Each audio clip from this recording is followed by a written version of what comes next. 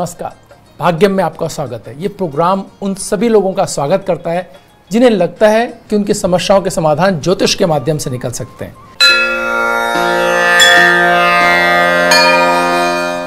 आज 25 जून 2020 है। आषाढ़ मास चल रहा है, शुक्ल पक्ष है, तिथि चतुर्थी है और वार गुरुवार है। विक्रम संवत 2077 है। प्रमादी नाम का संवत्सर चल रहा है। शक संवत 1942 है। सूर्य इस समय दक्षिणायन के अंदर है। वर्षा ऋतु चल रही है। मुस्लिम तारीख 3 है और जिलकादी माह चल रहा है। हिजरी सन 1441 है। तिथि चतुर्थी दिन में 8:48 तक, उसके उपरांत पंचमी तिथि आरंभ हो जाएगी। अश्लेषा नक्षत्र दिन में 12:27 तक, उसके उपरांत मघा नक्षत्र आरंभ हो जाएगा। और हर्षण योग प्रातः 6:57 तक है, उसके उपरांत वज्र योग आरंभ हो जाएगा। विष्टिकरण दिन में 8:48 तक है, उसके उपरांत भवकरण आरंभ हो जाएगा। सूर्योदय जयपुर में 5:38 पर और सूर्यास्त 7:20 पर हो रहा है।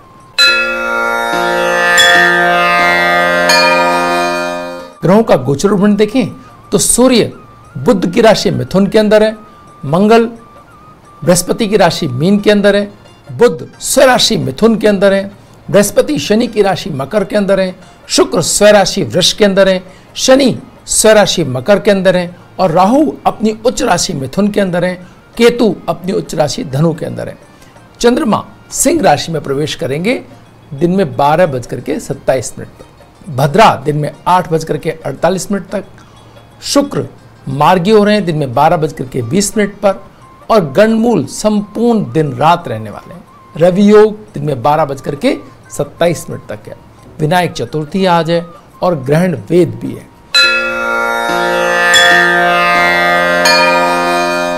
शुभ के चौघड़ियों की बात करें हम तो शुभ का चौघड़िया सूर्योदय से लेकर के 7:21 तक है। चर का चौघड़िया 10:46 से 12:29 तक और लाभ और अमृत के चौघड़िए 12:29 से 3:54 तक है। शुभ का चौघड़िया पुनः 5:37 से सूर्यास्त तक है। राहु काल वेला दिन में 1:30 से 3 बजे तक है। जो लोग राहु काल में शुभ कार्यों को नहीं करते हैं और कार्यों को टाला जाना भी संभव ना हो उनके लिए, तो केले का सेवन करके आप कार्य प्रारंभ कर सकते हैं। इससे राहु काल के दुष्प्रभाव में कमी आएगी।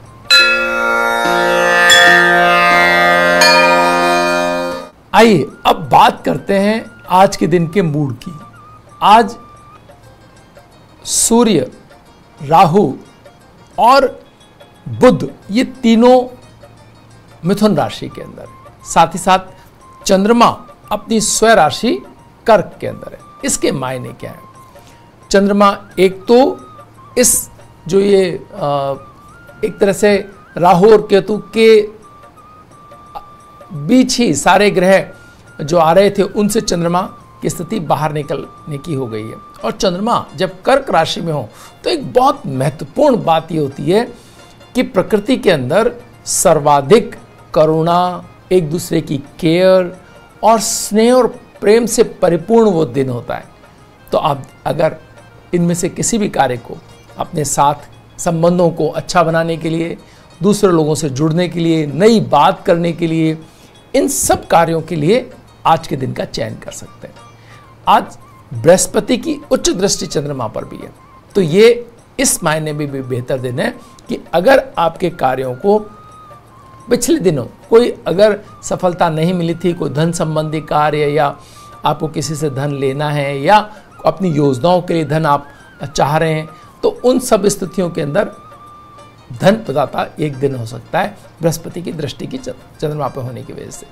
साथ साथ अगर कहीं ऐसा था कि पिछले दिनों आप देख रहे थे कि कुछ चीज़ों में थोड़ा कड़वाहट आ गई, रिश्ते खराब हो गए, बातचीत की स्थिति नहीं है, या परिवार में या अपने मित्रों में कहीं भी अगर थोड़ा बहुत कहीं ऊपर नीचे हो गया, तो आज के दिन अगर आप संबंधों को सरल बनाने के लिए एक स्नेहबद्ध कोई प्रयास करेंगे तो आप पाएंगे कि आज के दिन में आपका बस इंतजार ही कर रहा था कोई दूसरा व्यक्ति। जैसे सामने से आपने जैसी एक अच्छी बात की, आगे से भी आपको उतनी अच्छी बात प्रत्युत्तर में मिलेगी। ये बहुत महत्वपूर्ण बात है, क्योंकि करुणा का स्तर जब ऊंचा होता है, जब भावनाओं का स्तर ऊंचा होता है, जब ऐसी स्थिति हो कि व्यक्ति अपने शब्दों और अपने कार्यों को भावनात्मक तरीके से करना चाहे, तो फिर एक के शुरू होते ही सब उसके साथ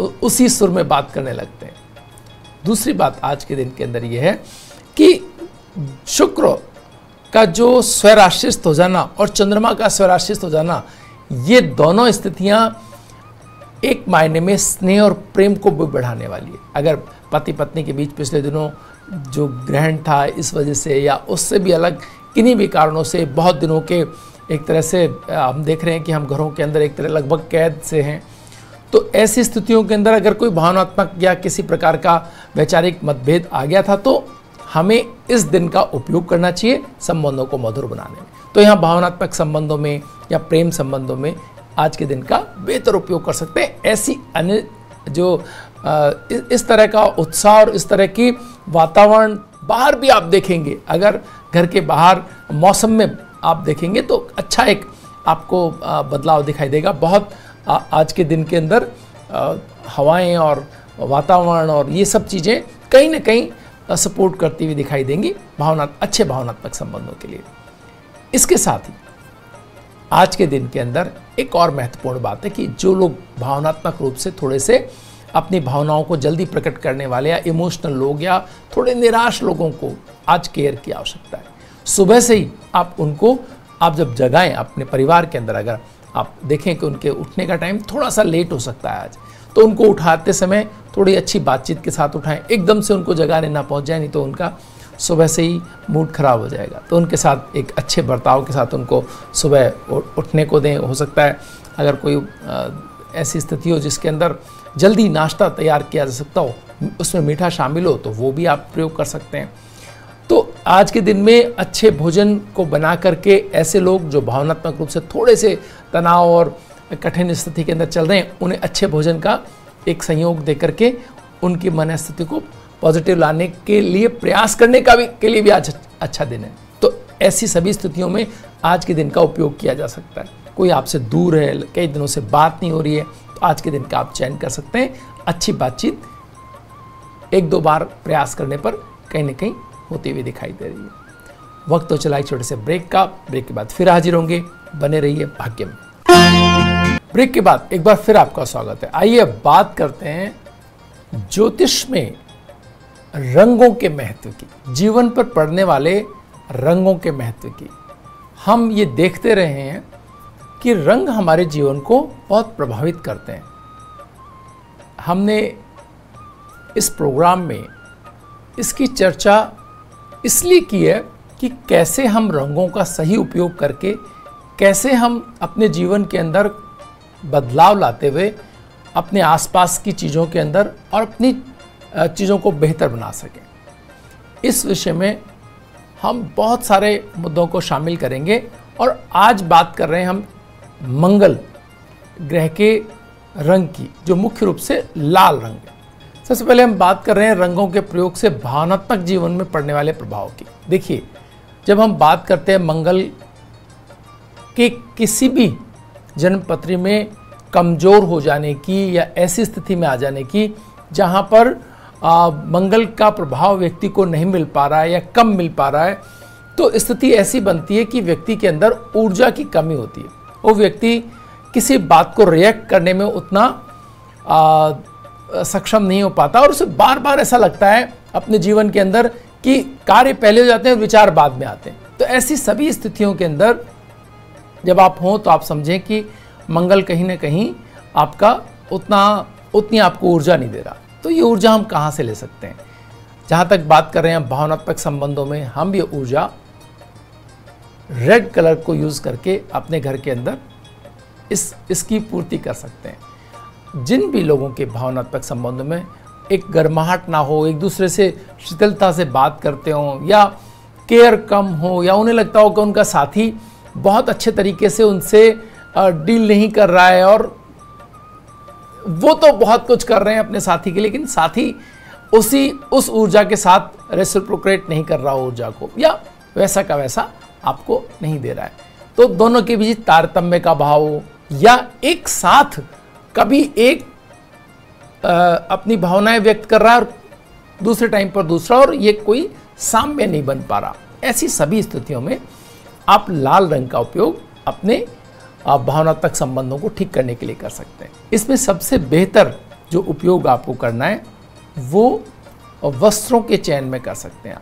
आप जब कभी भी ऐसी स्थिति हो कि आपको आपका साथी थोड़ा सा शिथिल दिखाई दे, तो आप अपने जो पहनने के कपड़े हैं, मुलाकात के लिए जाते समय या बातचीत के समय आप रेड कलर का ज़्यादा उपयोग कर सकते हैं, वो भी अपर लेवल, जैसे टी शर्ट है, या कोई अगर आप जो भी परिधान है, आप देखें हमारे महिलाओं के परिधानों में शुभ कार्यों के अंदर या जो अच्छे सारे कार्यों के अंदर रेड कलर का कहीं ना कहीं समावेश रखा जाता था। वो इसी बात को ध्यान में रख के रखा जाता था कि भावनात्मक जो ऊंचाई है वो बनी रहे, उस समय जो कार्य कर रहा है उसकी भी, और उसके साथ जो जुड़े हुए लोग हैं उनकी भी। तो आप अगर रेड कलर को यूज़ करते हैं तो आप देखेंगे कि आपके आसपास के जो लोग हैं वो आपके साथ में एक वार्म आप फील करेंगे, न सिर्फ आप बल्कि दूसरे लोग भी। इसके साथ ही आप देखें कि अगर किसी बच्चे के शिक्षा के स्तर में अगर हम ये देखते हो कि बच्चा बहुत ही सुस्त है, बिल्कुल रिएक्ट नहीं करता, कोई रेस्पॉन्ड नहीं है, उसका रेस्पॉन्ड टाइम बहुत पुअर है, तो आप उस बच्चे के कमरे में कोई एक चीज़ ऐसी रेड कलर की लगा सकते हैं जो उसको एनर्जाइज कर सके, खेल के अंदर उसको अधिकता दे सके, उसके अंदर एक ऊर्जा का समावेश करना हो किसी बच्चे के उसमें। एक स्लो एंड बहुत स्टडी सा अगर कोई बच्चा आपको दिखाई दे, तो उसके रूम के अंदर चाहे उसके पहनने के कपड़ों में, चाहे उसके बेडशीट, बेड कवर्स, या उसकी टेबल कवर के रूप में, या उसके सामने जो चीज़ें हैं उनके अंदर कोई पेंटिंग के रूप में, आप इस कलर को अधिकता से काम में लेकर के उसके अंदर ऊर्जा का स्तर बढ़ा करके, एकाग्रता का स्तर बढ़ा करके, और अच्छे फल आप लेने की स्थिति में आ सकते हैं। अगर हम इसी चीज़ को स्वास्थ्य में लेके आते हैं, हम देखेंगे जिन्होंने आशा खो दी है, यानी कि उन्हें लगता है कि वो ठीक ही नहीं हो सकते, या उन्हें लगता है कि चीज़ें बहुत ख़राब जा रही हैं, बड़े निराश हैं हेल्थ को लेकर के, या कोई काल्पनिक तौर पर बहुत ज़्यादा अपने आप को ऐसी जगहों पर वो लेके जा रहे हैं जहाँ से उन्हें लगता है कि ये तो बहुत ख़राब स्थिति, तो वहाँ भी रेड कलर का यूज़ करके आप उनकी एनर्जी को बढ़ा सकते हैं। ये रेड कंबल के रूप में हो सकता है, सामने किसी जो फ्लावर्स के रूप में हो सकता है। हमारे परंपराओं में रहा है कि किसी भी बीमार व्यक्ति के लिए अच्छे खूबसूरत फूल लेके जाने का, जो उसे खुश कर दे, उसकी एनर्जी के लेवल को बढ़ा दे। सबसे लास्ट के अंदर हम बात करेंगे बेडरूम में और कार्यस्थल पर। अगर बेडरूम और कार्यस्थल पर हम रेड कलर को यूज़ करते हैं, तो यहाँ हम न सिर्फ अपने रिश्तों को मजबूत बनाने की स्थिति बना सकते हैं, और अपने कार्यों के अंदर जो इन्वॉल्वमेंट है, जो रिजल्ट लाने की जो आपकी क्षमता है, उसको भी बढ़ाने के लिए हम रेड कलर का यूज़ कर सकते हैं। यानी कि अगर आप कार्यों के अंदर बराबर आपकी शिकायत हो कि आपके रिजल्ट्स नहीं आ रहे हैं, परिणाम उतने बेहतर नहीं है जितनी आपकी मेहनत हो, तो आप रेड कलर को, आक्रामकता आपकी बढ़ जाएगी, और इससे आपको आपके कार्यों के परिणाम लाने में बड़ी मदद मिलेगी। चाहे तो आप जो है छोटी से छोटी चीज़ों, पेपर वेट से लेकर के और कोई लैंप तक, आप अपने आसपास का टेबल टॉप से लेकर के और किसी ऐसी जो चीज़ जिसको लेकर के आप फ्लावर पॉट तक, मतलब हर किसी चीज़ में इन कलर्स को आप इंजेक्ट करके और चीज़ों के जो स्तर को उसको बढ़ा सकते हैं। तो इस तरह से आप अपने बेडरूम में भी, अपने कार्यस्थल पर भी अगर आप कलर्स के रूप में कुछ रेड को यूज़ करते हैं, तो आपके आक्रामकता का स्तर निश्चय ही बढ़ेगा, आपके रिजल्ट ओरिएंटेड होने का स्तर बढ़ेगा, भावनात्मक स्तर में आपका साथी के साथ आपका तारतम्य अच्छा होगा। वक्त तो चला एक छोटे ब्रेक का, ब्रेक के बाद फिर हाजिर होंगे, बने रहिए भाग्य में। आइए बात करते हैं साइना नेहवाल जी की। साइना नेहवाल शीर्ष भारतीय बैडमिंटन खिलाड़ी हैं। 2015 में साइना नेहवाल दुनिया की शीर्ष वरीयता प्राप्त महिला बैडमिंटन खिलाड़ी रही हैं। इस मुकाम तक पहुंचने वाली ये प्रथम भारतीय महिला है। लंदन ओलंपिक में 2012 में साइना नेहवाल ने इतिहास रचते हुए बैडमिंटन की महिला एकल स्पर्धा में कांस्य पदक हासिल किया। बैडमिंटन ऐसा करने वाली भारत की पहले खिलाड़ी थी वो। 2006 में बीजिंग में आयोजित हुए ओलंपिक खेलों में वे क्वार्टर फाइनल तक पहुंची। साइना ने 2015 वर्ल्ड चैंपियनशिप में रजत और 2017 में कांस्य पदक जीता।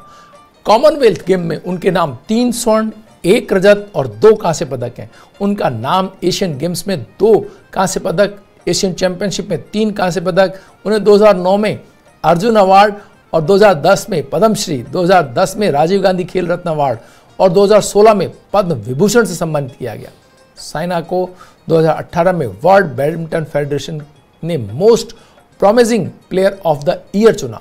आइए हम इनकी उपलब्ध कुंडली के माध्यम से इनके व्यक्तित्व की विशेषताओं को समझने का प्रयास करते हैं। इनकी मिथुन लग्न की कुंडली और उसमें बृहस्पति का होना, सामने से शनि का दृष्ट होना, ये 2 बातों को बहुत महत्वपूर्ण ढंग से दर्ज करता है। पहली बात, बृहस्पति का लग्न में होने का अर्थ है मित्रों कि इनके कार्यों को ईश्वरीय एक ताकत मिलती चली जाती है। बृहस्पति जब आपके लग्न में हो तो आप सीखने की आपकी अदम्य इच्छा होती है। किसी भी चीज़ को एक बार देखने के बाद उसको सही ढंग से कर लेना, उसके ऊपर मेहनत करना, उस प्रयास में सफल हो जाना, ये बृहस्पति लग्न में होते ही आपको स्वतः ही मिल जाता है। दूसरा, शनि जब आपके केंद्र स्थान में और वो भी सप्तम स्थान में शनि बली हो जाते हैं, स्थान बली हो जाते हैं। इसका फायदा ये होता है कि आपको नींद, भूख और कोई ऐसी स्थिति, शारीरिक जो आपकी कमजोरियां, उन पर आपको कमांड मिल जाता है। आपको न नींद आती न भूख लगती, अगर आपके पसंदीदा कार्य आपके साथ हैं, यानी जिन कामों को आप करना चाहते हैं, अगर आपके सप्तम स्थान में शनि, तो आपको उन चीज़ों के प्रति किसी प्रकार का दूसरी चीज़ें आपको डिस्टर्ब नहीं कर पाती। आपको लगता ही नहीं है कि कोई और चीज़ है जो आपको करनी है। आपका लक्ष्य सामने दिखता है आपको और आप उसके प्रति एक तरह से मतलब बिना किसी उसके लग जाते हैं। कोई झिझक, कोई रुकावट, कोई आपको रोक नहीं पाता उस समय जब आप अपने लक्ष्य की तरफ दौड़ रहे होते हैं। तो ये शनि आपको 7th हाउस में देता है। साथ ही साथ सूर्य और बुध का 10वें स्थान में होना व्यक्ति को सारी रुकावटें, सारे जो तनाव है, उन सबको आप पार पाते हुए व्यक्ति इतना अदम्य ऊर्जा होती है। आपके इरादे चाहे जितने अच्छे हों, आपको चाहे जितनी भाग्य की ताकत मिली हो, लेकिन अगर आपके अंदर ऊर्जा नहीं है, अगर आप उन कार्यों करने के लिए आपके अंदर आपकी मानसिक प्रबलता नहीं है, तो फिर आप उन कार्यों के प्रति एक काल्पनिक तौर पर जुड़े रह सकते हैं। उनको पाने के लिए जो आप दौड़ लगानी है, वो दौड़ लगाने के लिए जो ऊर्जा आपके शरीर में चाहिए, जो मानसिक ताकत चाहिए, वो आपको नहीं मिल पाती। और सूर्य 10वें स्थान में बैठ करके आपको ये ताकत देता है। यहाँ बुध भी 10वें स्थान में, तो आपके शरीर पर आपकी जो लचक, आपकी जो फ्लेक्सिबिलिटी है, वो देखने लायक है। क्योंकि बैडमिंटन बिना आपके शरीर के अंदर अगर आपके पास में फ्लेक्सिबिलिटी नहीं है तो आप उतना बेहतर नहीं हो सकते हैं। आप इनको खेलते हुए देखें, जैसे कोई बिजली से कौंध रही हो, आप बैडमिंटन के कोर्ट के ऊपर आप ऐसा महसूस कर सकते हैं। आपको लगेगा ही नहीं कि ये बॉडी इतनी फ्लेक्सिबल कैसे है। आप इनका कद, हालांकि उतना लंबाई इनकी इतनी ज़्यादा नहीं, लेकिन फिर भी आप बैडमिंटन के कोर्ट पर जब ये घूमती है तो ऐसा लगता है सूर्य की जो ऊर्जा जिसकी हम बात कर रहे हैं वो आपको प्रत्यक्ष वहां पर एक तरह से कौंधती हुई नजर आए। यहाँ पर मंगल भी इनकी कुंडली के अंदर हो चुका है, जो 8वें स्थान में, मंगल, राहु और शुक्र। जब मित्रों मंगल उच्च का हो और राहु की साथ में ताकत और मिल जाए उसको, तो क्या स्थिति होती है व्यक्ति की। ऐसा व्यक्ति अपने कार्यों के अंदर कुछ भी बाकी नहीं रखता। बस वो अंतिम क्षण जब होता है कि इसके बाद तो चल भी नहीं सकता, वहां तक लड़ता है वो व्यक्ति। और उसमें भी अगर उसकी लास्ट ब्रीथ के लिए भी अगर उसके पास कोई एनर्जी है तो उसको भी वो अपने कार्य में लगाने में हिचकेगा नहीं। ऐसे व्यक्तित्व की जब रचना हो, ऐसे व्यक्तित्व जब बन रहे हो, तो आप देखें जो ज्योतिष के विद्यार्थी हैं वो कैसे राहु और मंगल आपको वो ताकत देते हैं। आप यकीन मानें कि अगर ये खिलाड़ी नहीं होती तो ये जो आर्म फोर्स के अंदर इनका जाना तय, मतलब मंगल आपको चैन ही नहीं लेने देता जब तक आपको विजय हासिल नहीं हो, जब तक आपने जो तय किया उसमें अगर सफलता हासिल ना हो तो मंगल को आप शांत नहीं रख सकते। मंगल के लिए आपको वो कार्य करने होंगे जिनके अंदर आपको, जो आपने इरादे कर लिए उनके प्रति आपको ईमानदार होना ही होगा। आपकी जो एग्रेशन है उसको कोई ना कोई दिशा आपको देनी होगी। तो जिन कुंडलियों में भी आप अपने बच्चों की कुंडली में अगर देखते हैं कि मंगल उच्च का है और राहु के साथ है, या किसी भी तौर पर वो पंचम और 11वें स्थान के साथ उसका कोई संबंध बन रहा है, आपको उन बच्चों को खेल जगत के अंदर जरूर एक बार ट्रेनिंग के अच्छे कोचेस के हवाले करना चाहिए। आप देखेंगे कि बेहतरीन वो आपको एजुकेशन से के अलावा भी आपको बेहतरीन करके दिखाएंगे। बृहस्पति जब लग्न के अंदर हो तो व्यक्ति को अच्छे कोच मिलते हैं। केंद्र स्थानों में बृहस्पति हो तो आपको सिखाने के लिए बहुत अच्छी स्थितियां उपलब्ध होती हैं, और यहाँ आपने देखा कि इनके जो कोच हैं वो विश्वविख्यात कोच इनको मिले, और इस तरह से इनको एक बेहतरीन स्थिति उपलब्ध होती चली गई, और आगे इनका जीवन इन्होंने खुद अपनी मेहनत से बनाया। तो ऐसे लोगों की कुंडली के अंदर जो मंगल और जो राहु की स्थिति है, ये इस बात को बताती है कि कितनी ऊर्जा लगाने की आवश्यकता है। जहाँ तक आप टीवी एड्स में देखें तो शुक्र भी यहाँ साथ है। आप जब इनको देखेंगे कि खेल जगत के बाद आप इनको एक ऐसा सितारा भी देखेंगे जो लोगों के दिलों में जगह बनाता है, जो एक ब्रांड के रूप में भी इनको इस्टेब्लिश करता है, और ये उससे धन कमाने की स्थितियों को भी कहीं ना कहीं एक बहुत मोटे तौर पर इसको इस उपलब्धियों में शामिल करता है। वो है शुक्र का मंगल के साथ होना, और साथ में चंद्रमा का वृश्चिक राशि में होने ने इनकी भावनात्मक तीव्रता को इस लेवल पर लेके आया कि एक जो इन्होंने लक्ष्य बना लिया, एक जो इन्होंने तय कर लिया कि मुझे वहां तक पहुंचना ही है, तो वो इन्होंने करके दिखाया। इस तरह से हम कह सकते हैं कि ये जो कुंडली है ये एक उदाहरण हो सकती है उन माँ बाप के लिए जिनकी बच्चियां अभी छोटी हैं और जिन्हें खेल जगत में एजुकेशन जरूरी है, लेकिन अगर आप कहीं बच्चों को खेल से जोड़ते हैं तो वो बड़े सितारे बन सकते हैं, इसमें कोई दौराय नहीं है। और ज्योतिष इसमें आपकी बहुत बड़ी मदद कर सकते हैं कि ज्योतिष के माध्यम से आप ये जान सकते हैं कि आपका बच्चा किस क्षेत्र के अंदर ज़्यादा बड़ी सफलता ला करके आपको दे रहा है। भाग्यम में इतना ही, कल फिर हाजिर होंगे नई जानकारियों के साथ। तब तक के लिए नमस्कार।